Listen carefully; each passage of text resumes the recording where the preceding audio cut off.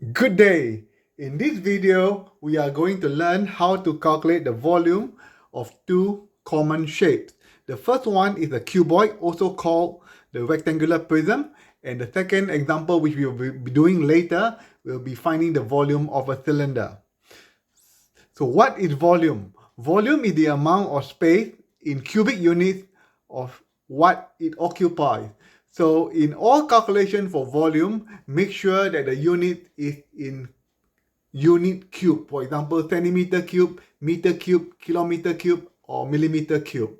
So without further ado, let's find the volume of a rectangular prism, also called the cuboid.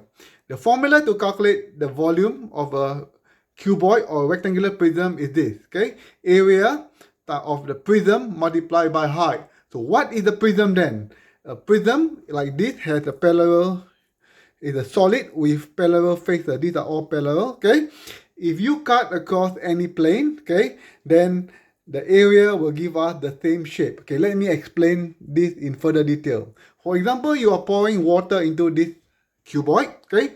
The shape, when it rises up in the cuboid, it will always be a rectangle, and that prism is the base of the cuboid. So for example, to calculate the volume, you need to find the area of the base, which will be the prism, because as it rises up, okay, the shape will always be the same. So in this case, the area, first you find the area is the length times the width, okay? So the area is 4 and the width is 3, the length is 4 and the width is 3, and you get 12 centimeters squared. You calculate the area of the prism first, and then to calculate the volume, you take the area multiplied by the parallel side, okay?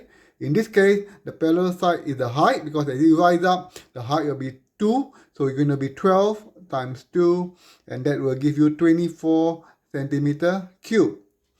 The old way of calculating the volume of a cuboid is just length times width times height, and of course you will get the same answer of 24 centimeter cube. Okay, let's do the next example. The next example is to find the volume of a prism, okay? Cylinder, I mean, okay? So in this cylinder, the radius of the cylinder is 10 centimeter and the height is 20 centimeter. So the top and the bottom of the cylinder is actually a circle, okay? So to get the volume of the cylinder, you will again use the same formula, area of the prism times the height. So the prism is when you pour water into this cylinder, okay? The area will be the base of the cylinder, and that base will be the area of a circle. So the area of the circle is pi times radius squared.